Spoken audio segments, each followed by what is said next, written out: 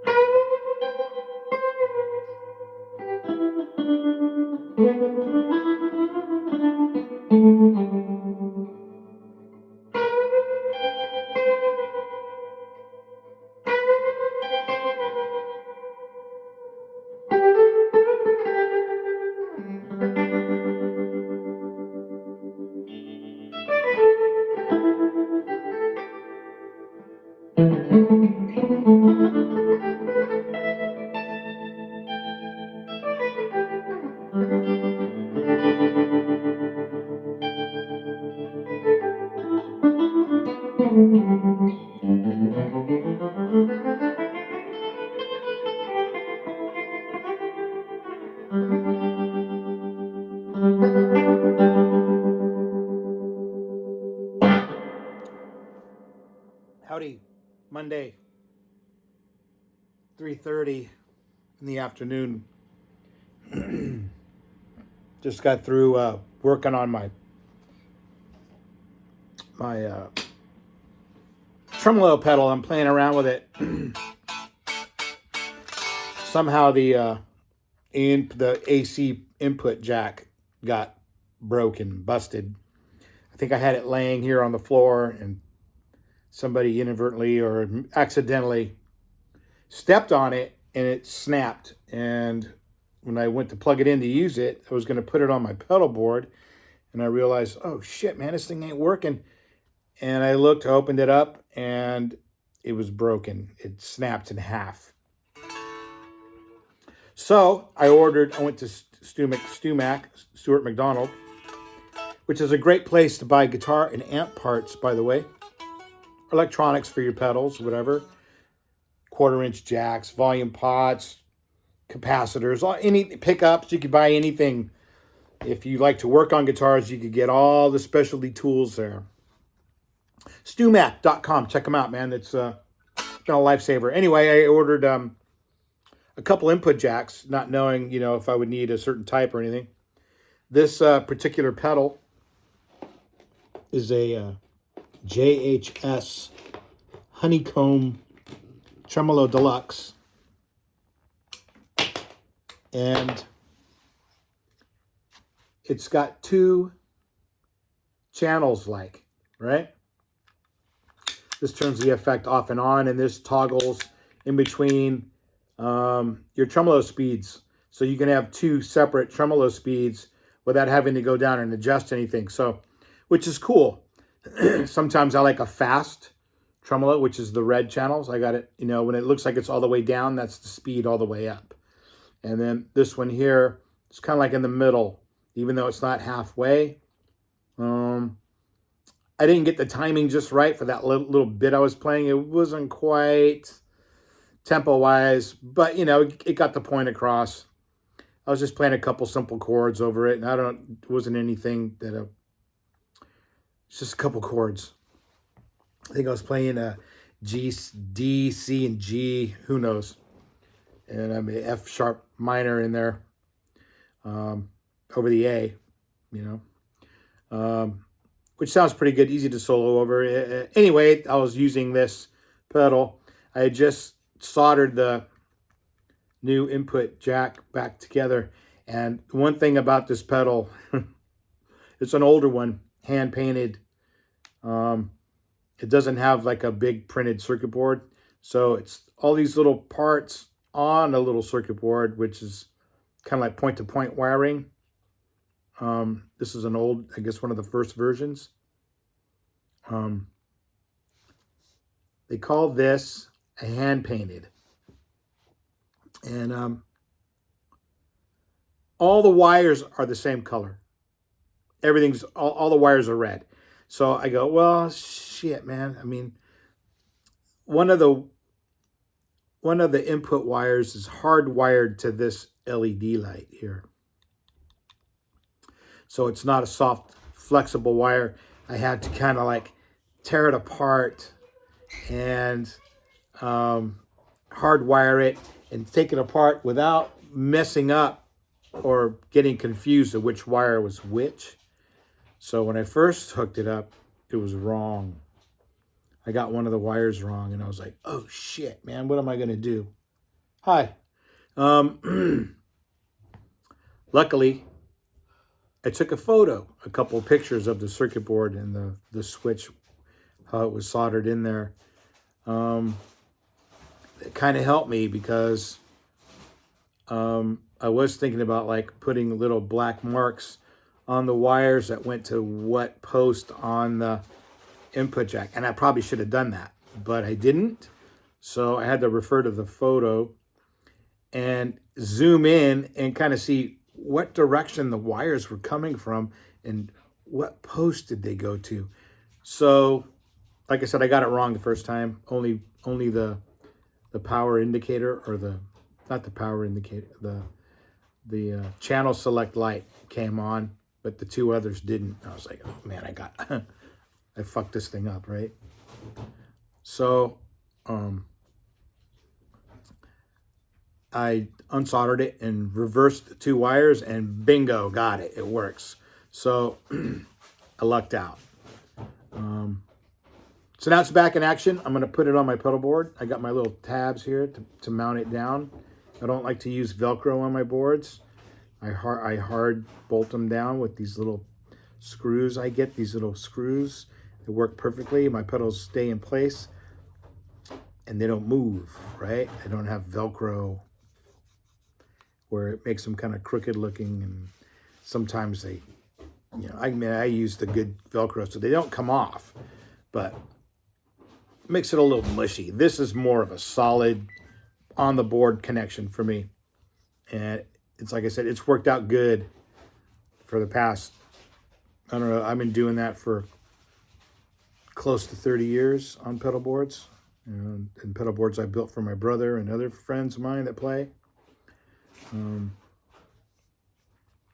So yeah, it's the bad part about it is like, you want to swap things out, then you got to rearrange things. It's easier with the Velcro, and I just don't like those pedal boards that have these big slats and openings and wires showing all over the place. I like to keep things kind of sano. So maybe one of these days I'll take a picture or I'll take a video of my pedal board. It's not anything, fantastic, but it works, and for me. Yeah, so there's that, So I just wanted to post a quick video. Got my tremolo back in order. I fixed it. I was going to have somebody else fix it, but I said, oh, I got a soldering iron. I kind of know what I'm doing. And fortunately, it worked out. So on the pedal board, it'll go. Sometime today, I'll mount it. Replace the other single channel. I have a Boss single channel, the green tremolo pedal, which is a good pedal. I think this one sounds a little smoother. The Boss pedal is really harsh. You know what I mean? It's like someone's rolling your volume off and on really fast, or deep, Where this one kind of allows more of a dry signal to remain. Not all the way dry, but you could probably hear it in the video a little bit. Sounded pretty good to my ear. Anyway, yeah. So enough of that. I watched this video earlier of this guy kind of like making claims against Tom Bukovac in his homeschooling channel about his discussions about 1958, 1959, 1960 Sunburst Les Pauls. And I guess they've been going at it back and forth. This one cat, he says those guitars aren't all cracked up to what others amongst Tom Buko, his Uncle Larry, is talking about. And this guy is just going off and kind of did some dubbing over Tom's playing and made it sound like he didn't know what he was doing. It's just kind of funny to see this shit going back and forth. I'm waiting to see Tom's reply to this latest video from this. I just kind of stumbled across this dude. I've heard Tom talk about him, but then today, while I was going through just browsing, I came across this 25-minute long video from, I don't know. This guy seems more like a kook. He's making Tom sound out, making him sound out to be like the kook, But I don't know. think Tom's got it going on. Anyway, that's it for now.